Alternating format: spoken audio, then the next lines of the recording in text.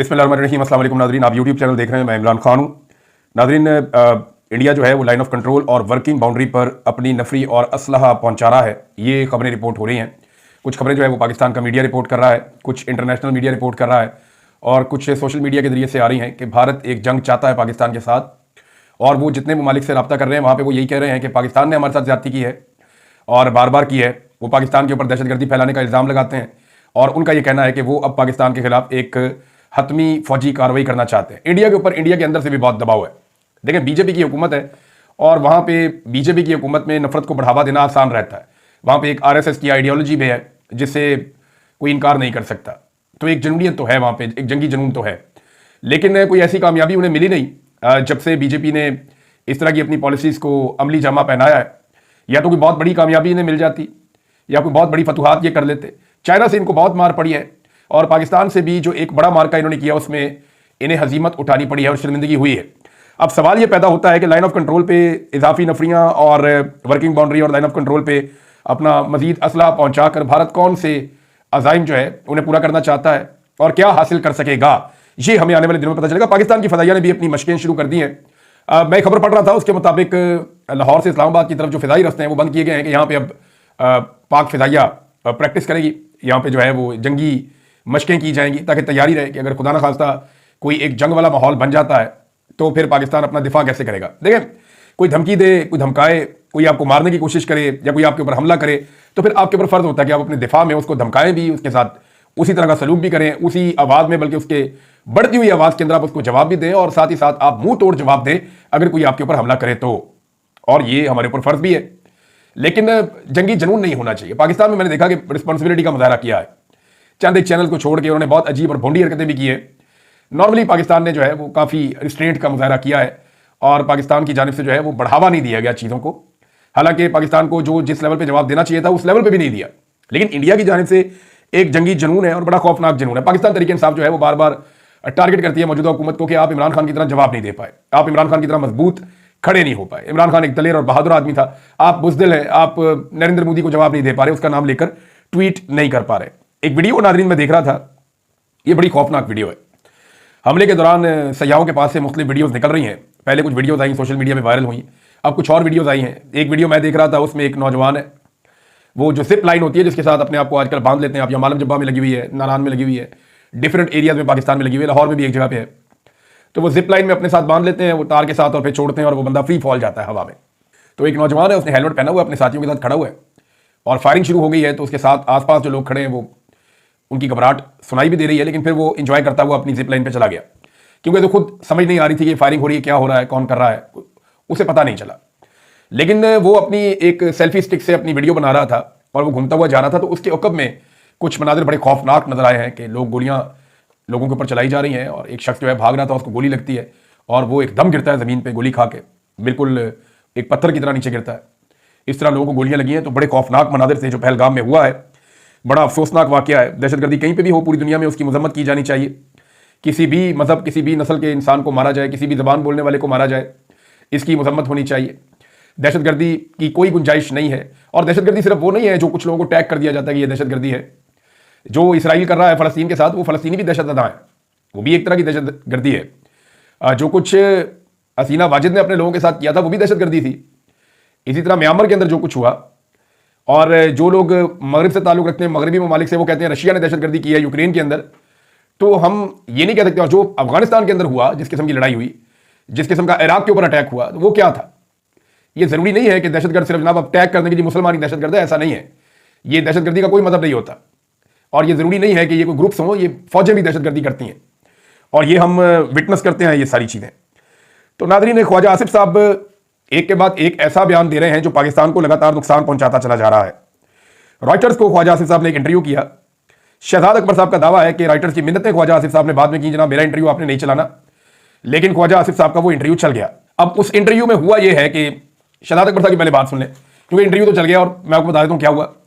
वो ये बताते हैं कि वज़ीर दिफा ने हस्बे आदत एक गैर मुल्की खबर रसां इदारे को दिल खोल कर इंटरव्यू अनायत कर दिया, जिसमें वज़ीर आपके दिफा जो है ख्वाजा आसिफ, उन्होंने कहा जी लो जी, इंडिया ने 2-3 दिन में अटैक कर देना है और हमने तो जनाब वो अपना बम भी जो है वो तैयार कर दिया है, एटम बम। तो इस किस्म का इन्होंने इंटरव्यू दिया और इससे पहले भी इसी तरह का एक इंतहाई खौफनाक इंटरव्यू गैर जिम्मेदाराना ख्वाजा आसिफ दे चुके हैं, जिसमें वो एतराफ़ जुर्म कर चुके हैं कि हम गंदा काम करते हैं, दहशतगर्द पालते भी हैं, उन्हें ट्रेन भी करते हैं, उन्हें सपोर्ट भी करते हैं, लेकिन हम ये अमेरिका वगैरह के कहने के ऊपर करते हैं।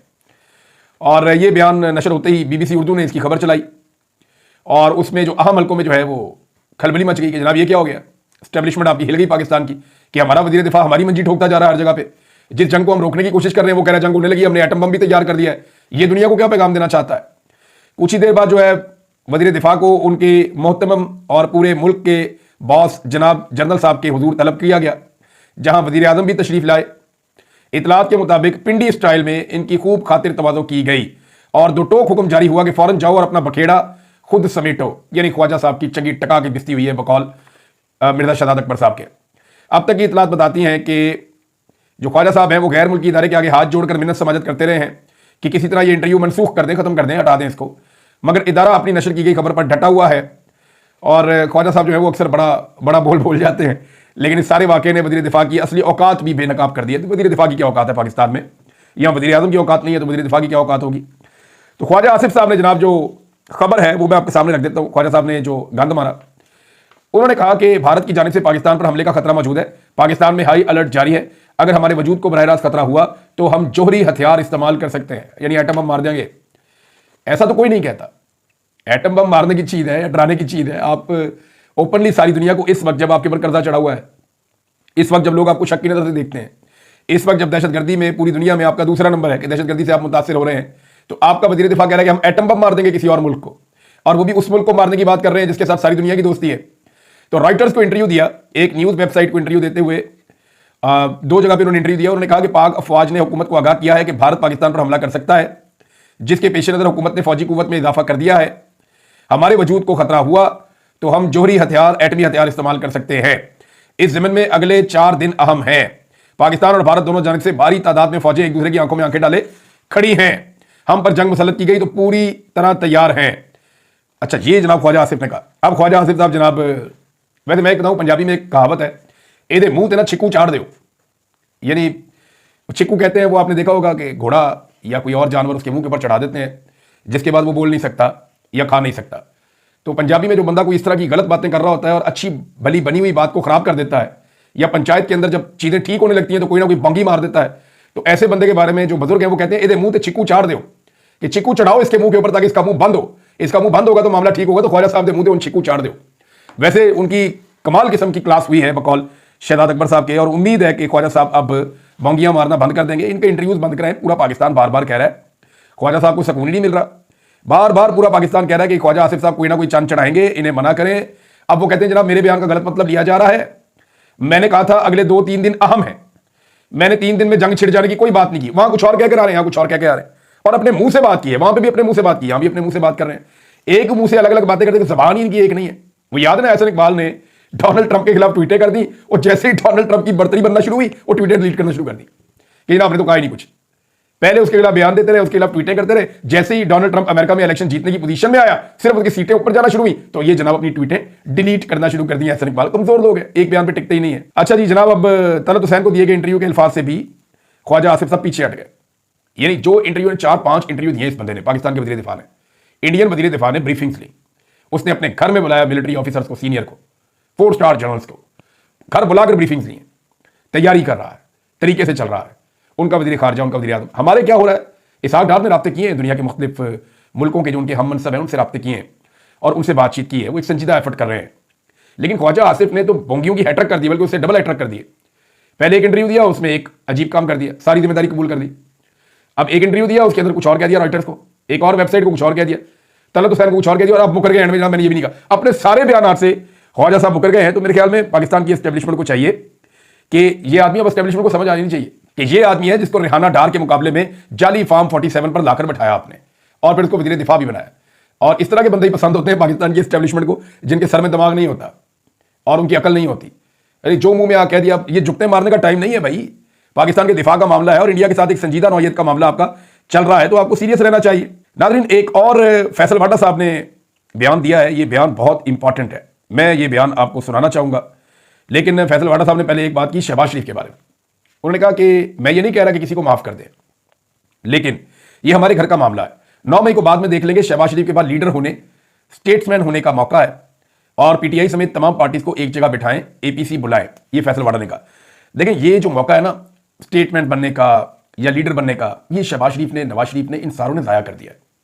ये मौका इनके पास 8 फरवरी 2024 को था, जब ये एस्टेब्लिशमेंट के पैरों में बैठ के रात के वक्त इनको बुलाया गया और इन्होंने एस्टेब्लिशमेंट के पैरों में बैठ के अपने गलों में पट्टे डाल लिए और लास्टिक की शलवारें पहन ली बकौल मुतीउल्लाह जान साहब के। और उस रात इन्होंने फैसला किया कि ये अब लास्टिक की शलवारों के साथ और गले में डले हुए पट्टों के साथ गुजारा करेंगे और पालतू बन के रहेंगे एस्टेब्लिशमेंट के। तो अब इनके पास लीडर बनने का मौका नहीं है। बतौर अर्दली तो ये जिंदगी गुजार सकते हैं, बतौर लीडर अब ये लोग जिंदगी गुजार नहीं सकते। दूसरा, एक और बड़ा अजीबोगरीब काम किया फैसल वाडा साहब ने, ये तो मैं सुन के हैरान रह गया। फैसल वाडा साहब तो उस मुकाबले में आ गए हैं जो नवाज शरीफ साहब लगातार जीत रहे हैं बड़ी कई दहाइयों से।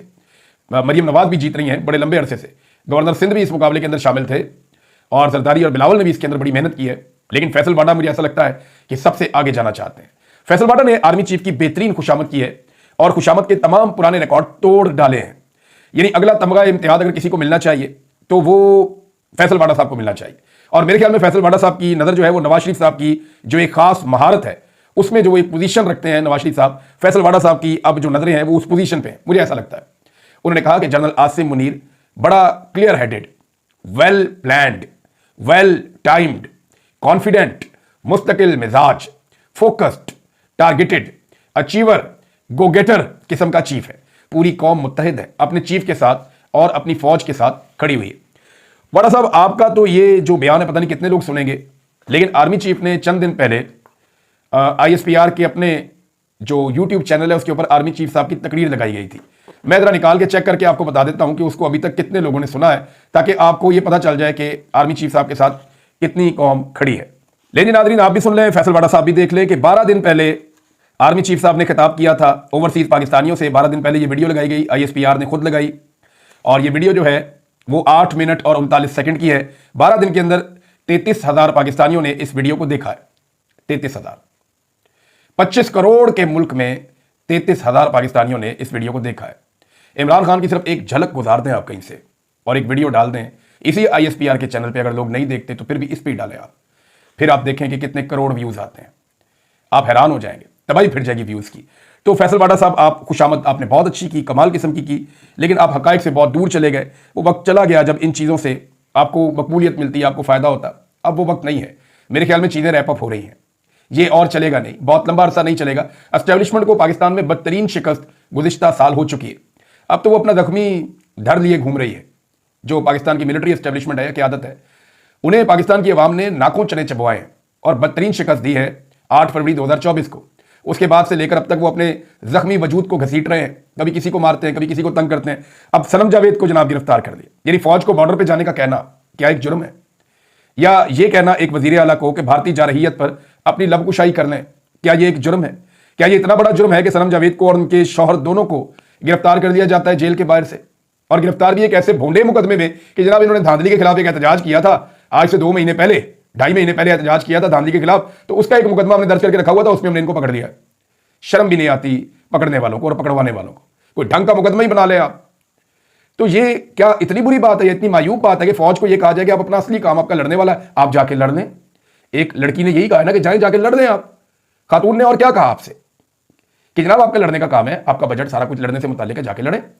और दूसरा, एक वज़ीर आला को कहा कि आपको दावा है आपका कि आप लीडर हैं, तो जरा आप लबकुशाई करें इंडिया के खिलाफ, मोदी के खिलाफ। आप उसको अपने घर में तो बुला लेते हैं, लेकिन अब वो धमकियां दे रहा है, तो उसके बारे में भी कोई जबान खोलें, कोई बात करें, तो उस पर उठा के उसको अंदर डाल दिया। अंदाजा करें अब आप। नाज़रीन, शरीफों का एक बहुत बड़ा झूठ बेनकाब हो गया है। ये फैमिली जो है ना, अगर झूठों के सर पे सींग होते ना तो ये खानदान 12 सिंगा होता, जितने झूठ ये लोग बोलते हैं। अब मोहम्मद जुबैर साहब PMLN के बड़े खास आदमी, उनकी तरफ से ये साबिक आर्मी चीफ से मुज़ाकरात भी करते रहे जब उनका बहुत बुरा वक्त था।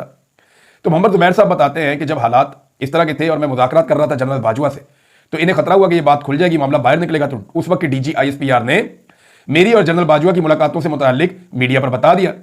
तो मैंने मरियम नवाज से पूछा कि अब पब्लिक को क्या बताना है। मरियम नवाज ने कहा कि आप कहें, इसका तो मरियम नवाज और नवाज शरीफ को मालूम ही नहीं था, मैं खुद गया था। ये अपने ऊपर ले लें आप, हमारा नाम नहीं लेना आपने। हम तो वोट को इज्जतों का बयानिया चला रहे हैं, हम तो लोग को बेवकूफ बना रहे हैं पाकिस्तानियों को, हम तो पाकिस्तानियों को झांसा दे रहे हैं। ये जो बूट पॉलिश हमने की है इसके बारे में आपने लोगों को नहीं बताना। लोग आपसे पूछे तो आपने कहना है कि जुबैर साहब, आपने ये कहना है कि मैं खुद ही कर रहा था। इस पे नवाज शरीफ और मरियम नवाज को पता भी नहीं। अंदाजा करें कितने बड़े फ्रॉडिये हैं ये बाप बेटी। ये नहीं खुद उस बंदे को लगाया कि जाके आर्मी चीफ से मिलो, उससे मुज़ाकरात करो, उससे ये बातें करो। जब वो बंदा पकड़ा गया तो उसे कह रहे हैं कि अब तुम ये अपने ऊपर इल्जाम ले लो, मेरा और मेरे बाप का आप नाम ना लेना। और बाद में जनाब एक मीटिंग के अंदर शहबाज शरीफ साहब के कहने पे एहसन इकबाल ने उसी मोहम्मद जुबैर को शोकाज नोटिस भी कर दिया कि जनाब आप क्यों जाके फौज से मिले। आप अंदाजा कीजिए, हैरत नहीं होती? मुझे तो नहीं होती, क्योंकि मुझे तो पता है झूठ बोलते हैं, मुझे तो पता है फ्रॉड करते हैं। जो काम अच्छा होगा ये कहेंगे जी हमने किया, जो बुरा हो जाए दूसरे के खाते में डालते हैं। तो ये वही कार्रवाई है जो इन्होंने मोहम्मद जुबैर साहब के साथ भी की। वो बेचारे शरीफ आदमी थे और वो बर्दाश्त नहीं कर पाए। उसके बाद उन्होंने सारे पोल एक एक करके खोलने शुरू कर दिए। नादरीन, जो विल्सन सुबह उठा अमेरिका में और सुबह सुबह उठते ही उसने फिर से इमरान खान साहब को आज़ाद करवाने के लिए ट्वीट कर दिया और वो अब तुला हुआ है कि वो अपना बिल पास करवाएगा, पाकिस्तान डेमोक्रेसी एक्ट।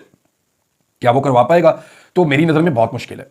अब ये मुश्किल होता चला जा रहा है, खास तौर पे जब से ट्रंप की जो गवर्नमेंट है उसके कुछ ताल्लुकात थोड़े बहुत पाकिस्तान की हुकूमत के साथ आगे बढ़े हैं और इन्होंने उनको मादनियात ऑफर की हैं, कुछ और चीज़ें पाकिस्तान ने उन्हें ऑफर की हैं अमेरिकन को कि जो खिदमतें हम करने के लिए तैयार हैं। तो ऐसी सूरत में मुझे मुश्किल लगता है कि ये बिल पास होगा। लेकिन जो विल्सन उसके ऊपर पूरा जोर लगा रहा है। देखना यह है कि वो कितने डेमोक्रेट्स और कितने रिपब्लिकन्स उनको इकट्ठा कर सकता है इस बिल की हमायत में। अगर ये बिल पास हो जाता है तो आसिम मुनीर साहब पाकिस्तान के वो पहले आर्मी चीफ होंगे जिन पे दौरान ड्यूटी अमेरिका में पाबंदियां लग जाएंगी, हालांकि डिक्टेटर्स के ऊपर भी माजी में नहीं लगी हैं। नाज़रीन, एक मैं छोटी सी चीज़ आपके सामने और रख देता हूँ। ये शेर अफजल मरवत साहब का बयान है और शेर अफजल मरवत साहब पे ना मुझे दुख भी होता है, कभी कभी बड़ी तकलीफ होती है। एक आदमी जब ऐसे ऊपर से नीचे गिरता है और उनकी अपनी कैफियत मैं समझ सकता हूँ जिससे वो गुजर रहे हैं इस वक्त। मैंने कई और लोगों को ऐसी तकलीफ में देखा है। अल्लाह ताला इतना बुरा वक्त किसी को ना दिखाए और ये वक्त टल जाता होता है। आदमी थोड़ा सा सब्र से और हिम्मत से काम ले और हक के ऊपर खड़ा हो जाए तो ये वक्त खत्म हो जाता है। तो शेर अफजल मरवत साहब ने कहा कि मुझे पार्टी से लात मारकर निकाला गया। ये लात जिसकी भी थी ना, एक दिन टूटेगी। मैं शेर अफजल मरवत साहब को ज़्यादा तो कुछ नहीं कहना चाहता, लेकिन जो मुझे पता है ना, मरवत साहब जिसने आपको लात मारी है ना, आपको पता ही नहीं है वो कौन है। आप आज भी उस लात के साथ चिपके हुए हैं जिसने लात मार के आपके खिलाफ साजिश की है। आपको आइडिया ही नहीं है, जब आपको पता चलेगा तब तक बहुत देर हो गई होगी। पाकिस्तान पीपल्स पार्टी के इंट्रा पार्टी इलेक्शन तस्लीम कर दिया। इलेक्शन कमीशन ने कोई रोला नहीं डाला कि जनाब दिखाओ कहाँ पे इलेक्शन हुए, दिखाओ कहाँ पे आपके कैंप लगे, कहाँ पे आपकी वोटिंग हुई, किस तरीके से आपने किया, हमें ये चीज़ साबित करके दें, वो चीज़ साबित करके दें, ये आईनी नुकता, ये कानून, कुछ नहीं। उन्होंने कहा बिल्कुल ठीक है आपका इलेक्शन। जो पार्टी भी इलेक्शन करवाती है, इंट्रा पार्टी, चाहे काफली करवाए, पीपल्स पार्टी करवाए, फजल रहमान की पार्टी करवाए, कोई भी करवाए, वो कहते हैं काबिल कबूल है। नवाज शरीफ बिला मुकाबला हो जाए, काबिल कबूल, कोई मसला ही नहीं। पीटीआई के इलेक्शन को पकड़ के बैठे हैं। वजह क्या है? वजह सिर्फ और सिर्फ पाकिस्तान की मिलिट्री एस्टेब्लिशमेंट है। एस्टेब्लिशमेंट इमरान खान के खिलाफ है तो उसका इलेक्शन भी नहीं मानते। ये है पाकिस्तान में इंसाफ और कानून। अब तक के लिए इतनी, अपना ख्याल रखिएगा, अपने इस चैनल का भी। अल्लाह हाफिज़।